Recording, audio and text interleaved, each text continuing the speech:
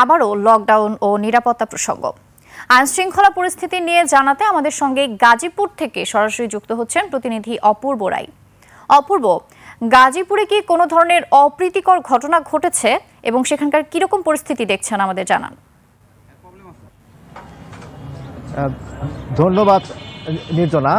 আমি গাজীপুরের ঢাকা টাঙ্গাইল এবং ঢাকা ময়মনসিংহ মহাসড়ক সকাল থেকে ঘুরে দেখেছি।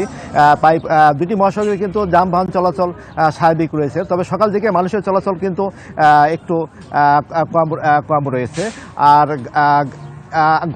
গত রাতে গাজীপুর মেট্রোপলিটন পুলিশ নাশকতার অভিযোগে এখানে আওয়ামী লীগের 8 জন নেতাকর্মীকে কিন্তু গ্রেপ্তার করে। এছাড়াও জেলা পুলিশ শ্রীপুরের যেটি বানিয়ারচালা এলাকা যদুপুর থানাধীন সেখান থেকে কিন্তু নাশকতার সময় পেট্রোল বোমা সহ ছাত্রলীগের 2 জন এবং স্বেচ্ছাসেবক লীগের কিন্তু এক নেতাকে তারা হাতে নাতে গ্রেপ্তার করেছে।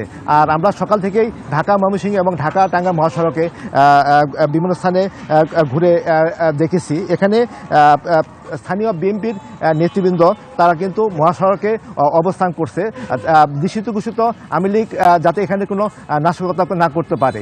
আর আমি এখানকার বিভিন্ন মহাসড়কের অবস্থান দেখেছি। আইনশৃঙ্খলা বাহিনী কিন্তু সকাল থেকে তারা তৎপর এবং সতর্ক অবস্থানে রয়েছে। নির্জনা, গাজীপুর থেকে এই ছিল আমার কাছে এখানকার সর্বশেষ তথ্য। রায়, অসংখ্য ধন্যবাদ আপনাকে। দর্শক, এতক্ষণ আমরা গাজীপুরের সার্বিক পরিস্থিতি সম্পর্কে জানছিলাম।